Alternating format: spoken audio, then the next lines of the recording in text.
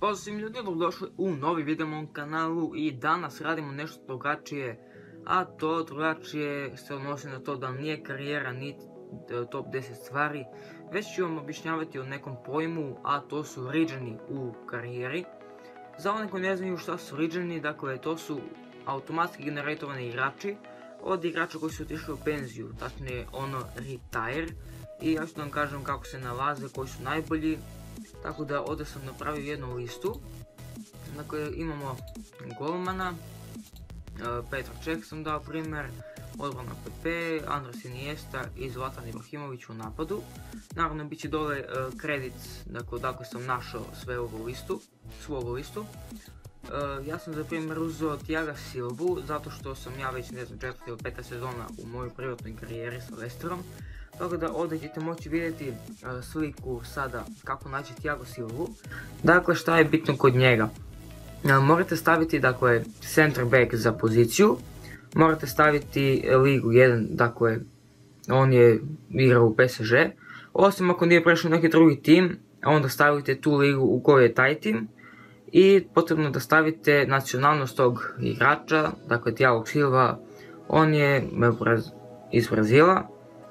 I potrebno je kada uđete, dakle, upustite sve to, idete na drugo ili ne znam koje već dugme na Xboxu i izbacit će vam listu igrača.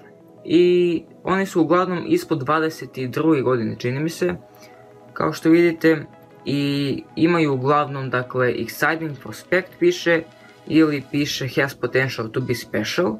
Sad ovdje sa Thiago Silvom vidimo da ima exciting prospect i ovaj igrač, sad ne znam kako se tačno zove zato što ovo snijem posle, da je on igrač od, dakle, region od Thiaga Silve.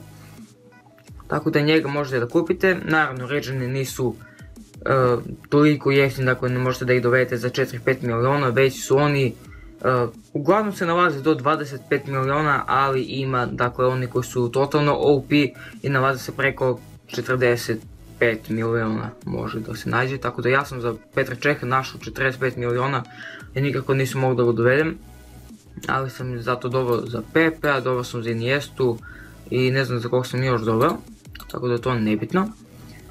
I koja svrha još kada tražite za ove regione? Zavisi sve od koje ste sezone, dakle prva do druge ili treća sezona, pa onda ima 4. i 6. pa lista sve, dakle stalno se naravno penzionišu igrači i stvaraju se novi ovi regioni. Tako da to je to, ništa ono posebno puno da vam pričam, sve najbitnije sam vam rekao. Dakle kada tražite za igrača, evo na primjer ovdje Petar Čeh, on je goalkeeper, tačnije golman. On je iz Češke, tako da tražite Czech Republic, igraju u Premier Ligi, tačnije Arsenal. I exciting prospect njemu piše, tako da njega tako možete da nađete. Za odbranu je ovdje Pepe, dakle on je center back, zadnji vezni ili štoper. Iz Portugala igrao je u La Ligi, dakle za Real Madrid. I njemu piše exciting prospect.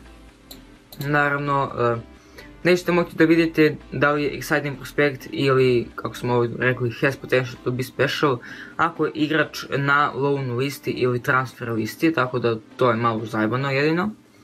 Od Iniestu central midfielder, dakle on je CM iz Španije, igra u Barcelonu, dakle La Liga, i za njega exciting prospect također.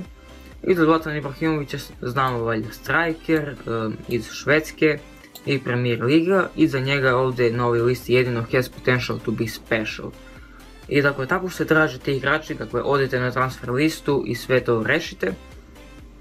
Sad ja ću dole u opisu da vam ostavim, kao što sam rekao, puno listu svih tih igrača, dakle iz nekoliko sezona, valjda do 7. sezone.